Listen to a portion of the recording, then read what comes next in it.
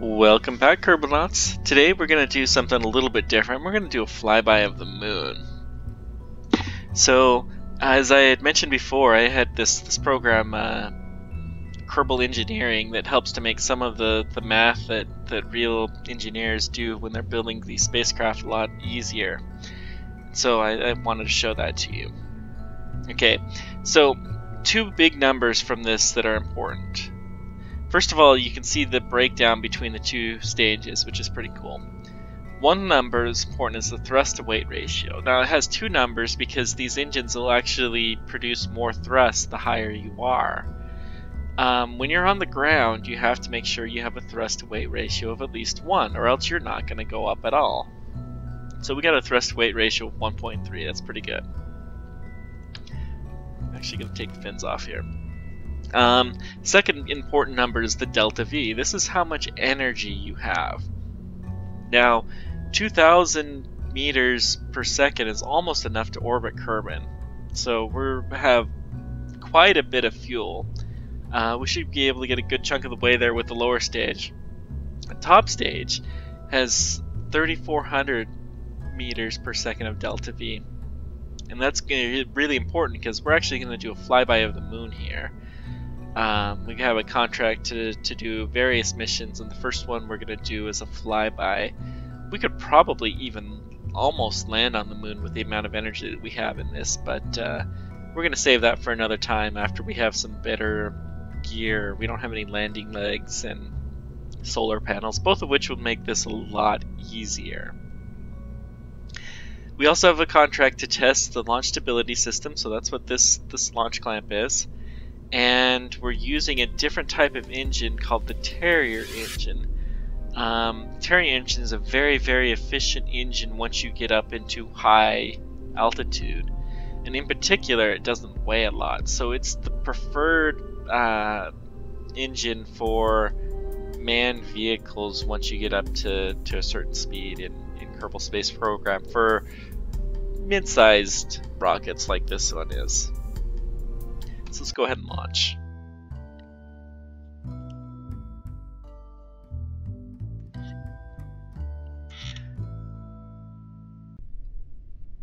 So we're going to go ahead and just check the staging real quick.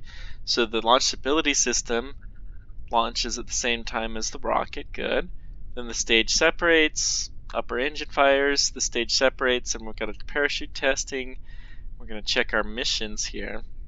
You see we have the missions for some tourism ones, but we haven't we don't have an extra module yet. So let's go ahead and launch.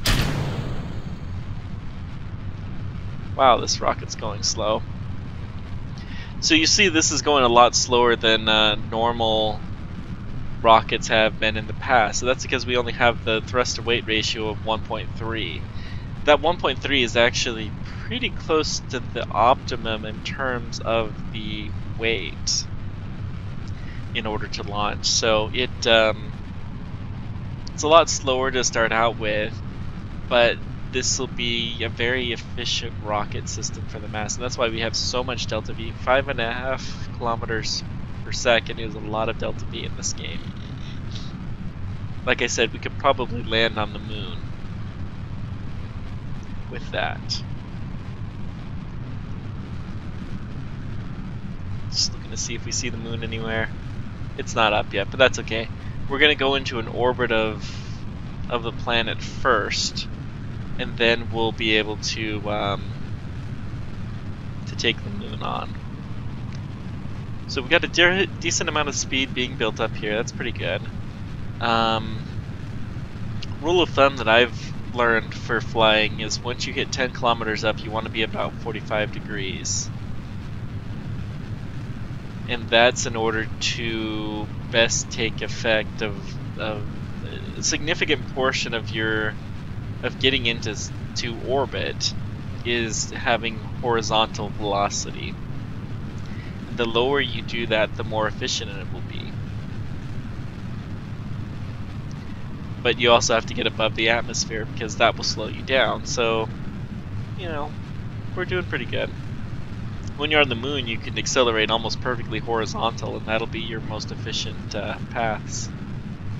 Let's just go ahead and lock into prograde. Now we got the Terrier engine. And one thing to note about the Terrier engine, it's a vacuum engine.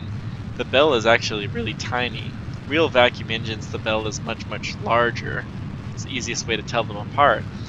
And the reason is because you want the pressure of the gas to be about the same as the pressure of the atmosphere. Well, when you're in the vacuum, for optimal results, you never actually have any pressure to deal with, so you want to have maximum ability to separate out there. So the bottom line is you need to have really big engines. We're going to point a little bit up. We're going a little bit too horizontal, although we're doing pretty good.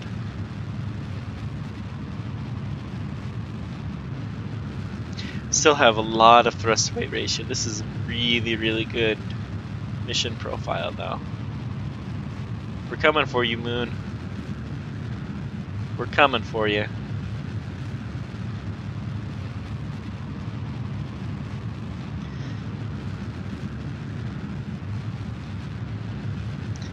So, of course, you'll know that the first missions to the moon were flybys, and they actually, I believe, went into kind of a very, very large Earth-Moon orbit. We're gonna do something similar, except for we're gonna actually end up coming back to Earth, and it looks like we're having a lot of fuel left, which is good.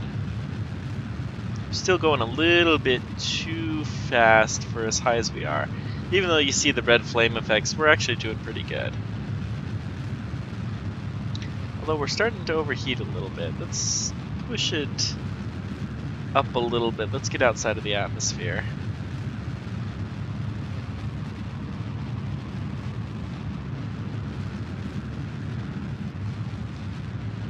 So you see I have better tracking. I upgraded our tracking station so that we can actually see some of the parameters a little bit easier than we have had in the past.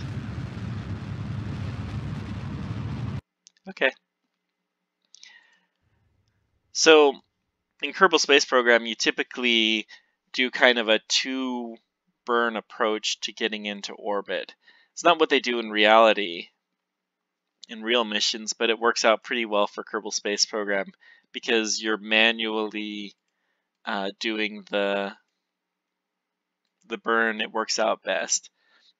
At this point in time, if we burned perfectly horizontal, we would eventually end up in orbit. But we're not. It would be less efficient than it is to just sit here and wait. Now, in Kerbal Space Program, you can relight your engines pretty often, but that's okay.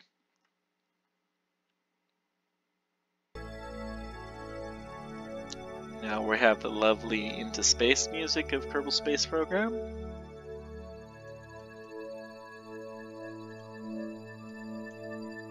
Let's just go ahead and warp to our maneuver here.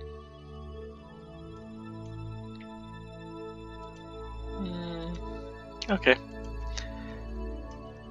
Now we're gonna do a prograde. Prograde is the direction you're moving. We're gonna do a prograde burn.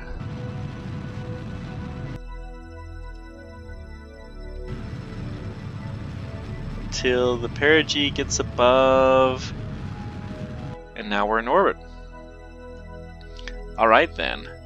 Now, in order to get to the moon, we're gonna have to burn about here. So we're going to do what's called a maneuver planner. You can see what the effect of your burn will be before you actually do it. So you can see here, we're going to move things around, and there we go. When we interact with the moon, then our orbit changes. So we can actually burn a little bit less. How close do we get to the moon? Not that close. Let's see if we can prove that any.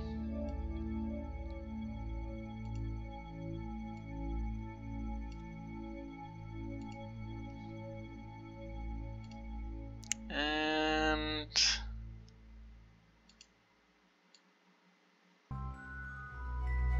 Okay, here we go. This is more like it. Okay, so we're gonna warp to, let's see, it's 49-second burn. We're gonna warp to about here. You see the green lines are the tracking stations that are tracking us in orbit so that we can have our communication. So we're gonna be prograde, and we want to start burning such that you split the difference. So burn is about 50 seconds. We're going to start burning at about 25 seconds before the maneuver node, because you want to split the difference. So the best thing to do would be to put all of your acceleration at once, but we're going to try to do it in the middle here.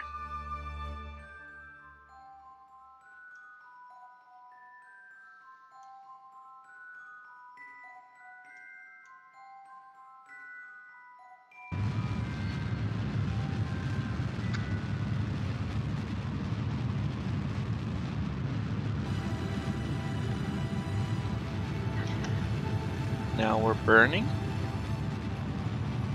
So we can see here from our map what's going to be happening to us. You can see our up oasis is getting higher and higher, and that's good.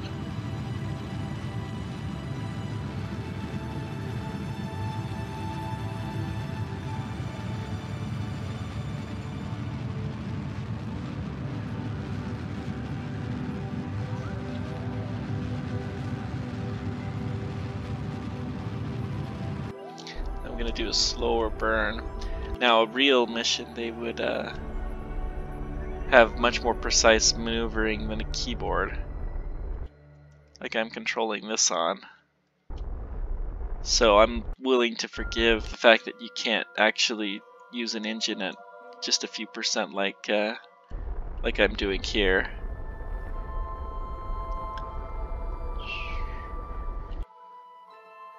And where are we at?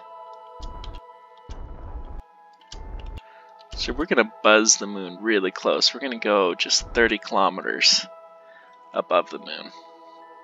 Perfect. And there we are. So that's all we have time for now. Jebediah is gonna celebrate by doing an EVA, which he hasn't done yet. And board back in. He's gonna take some measurements. Log display. Okay.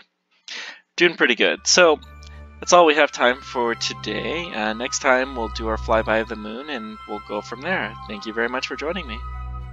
Take care.